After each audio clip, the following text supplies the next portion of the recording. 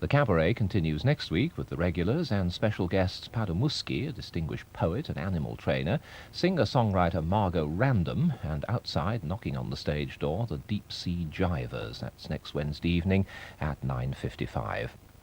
On BBC1 in about 25 minutes, a bizarre murder mystery with the movie The Eyes of Charles Sand. Here on 2, in a minute, Newsnight. In November 1977, Jean Montgrenier, a French cameraman, suffered serious brain damage in a car accident. Beyond Sorrow, Beyond Pain is a film made by his Swedish girlfriend Agneta about the 5 years of their life that followed the accident. It's a story of frustration and doubt, of courage and humiliation, but above all it's a story of overwhelming love and determination to bring back some dignity and self-expression to Jean's broken life.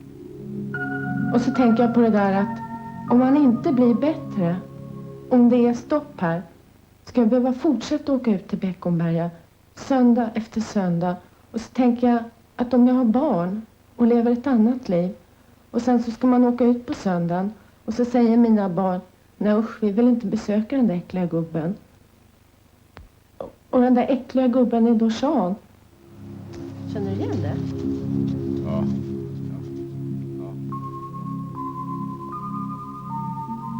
Beyond Sorrow, Beyond Pain, a remarkable and moving portrayal of triumph over tragedy. It's on Saturday at 8:40 here on 2.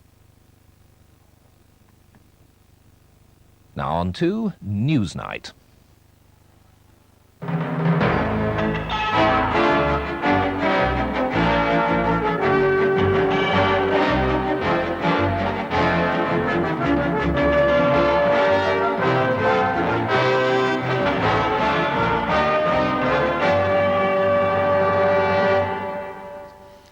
Good evening. On the eve of a crucial NUM executive meeting, pressure on the striking miners from two sides. 300 jobs are lost as the main face at Seafield Colliery is closed. 307 miners go back, edging the total closer to 50%. And tomorrow, according to a South Wales official, the miners will discuss the most radical idea yet, better no agreement than a bad agreement, take the men back defiantly. Well, how close is the union to such a decision? Do the European nations have a role to play in securing peace in Central America?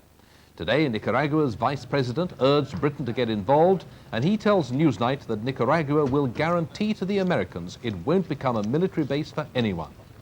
But America's Undersecretary for the region, Langhorne Motley, tells us that what's needed is for Nicaragua to take its finger out of its neighbours' affairs. The mass eviction of peace protesters from the RAF base at Molesworth, it's British establishment thuggery, says a Labour MP. But from behind the new barbed wire fence, Defence Secretary Michael Heseltine defends the action and the way it was done. The Britons in Libya return tomorrow, but who gets the credit? The Archbishop of Canterbury says he does, not Mrs Thatcher. Chelmsford Prison is put in virtual quarantine. No prisoners will be moved for 48 hours pending a health inquiry. And the Korean opposition leader returns home after 2 years in exile. We profile Kim Dae-jung, the man who may face prison when he gets off the plane. The National Executive of the Miners' Union meets tomorrow knowing it has some tough decisions to make. With the return to work gathering pace this week, with no prospect of discussions with the coal board, there was talk today in the loyal South Wales coalfield of a union-led return to work as one possible way out.